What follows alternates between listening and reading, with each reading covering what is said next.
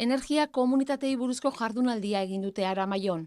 Energia komunitatea sortzeko prozesuari buruzko informazioa eman, baina bereziki beste herri batzuetako esperientziak partekatzeko lekua izan da Aramaioko udala. Hasi ginen urtia hasi aurretik, aurreko udazkenean, eta ingitxuen bilera batzuk, eta, oso ondo jun zan, baina, herritar gehiago batzie interesgarri izango zela ikusi gauen, eta, gaur, batez be kanpotik etorreko die beste energia komunitate batzutako partaidiak euren esperientzia kontatzera, eta horrekin aber jende gehiago animetan dan.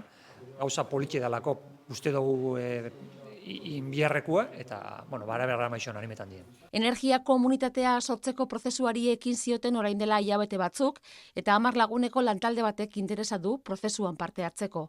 Horietako batzuk egon dira jardunaldian eta adi-adi entzun dituzte, Urarteko, Otxandioko, Eskoriatzako eta Elgetako energia komunitateetako ordezkariek kontatutakoak. 2022an abiatu ginoan prozesua udalan eskutik, energia berriztagarrien komunitate bat sortzeko proposamena luzatu zozkun herritar danoi, eta horraz eginen talde txikitxo bat bileretara eta joaten lanian, eta gaur eguna ja kooperatiba bat osatuta daukaguna, eta lehenengo instalazioa martxan jartzekotan gabiz.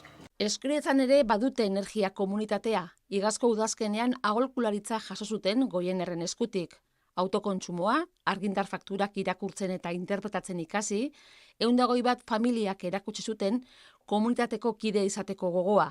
Horrela sortu zen Esnargi energia komunitatea, eta pozik daude orain artekoak eman duenarekin. 2 urte, neguan, hor aholkularitza zerbitzua demo ginen, eta 120 familiak parte hartu dagoen aholkularitza zerbitzu hori, kontutan izan edo gogoratu garai hartan fakturak edo gasaren presio oso altu dauela, gutxira bera estimatzen dugu familiako 1.000 euro aurrezpena sortu ginula.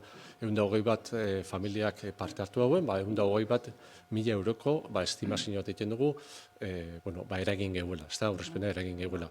Orduan, hor sortu zen, nahiko ideia interesante bat, eta da, holako komunitate batek, zer ekarpen inaldauen herrira. Gizartea komunitateetan antolatzaren garrantziaz berba egin dute islari guztiek. Jardunaldi honetan energia izan da hizpide, baina auzolana beste esparru askotara zabal daitekela azpimarratu dute.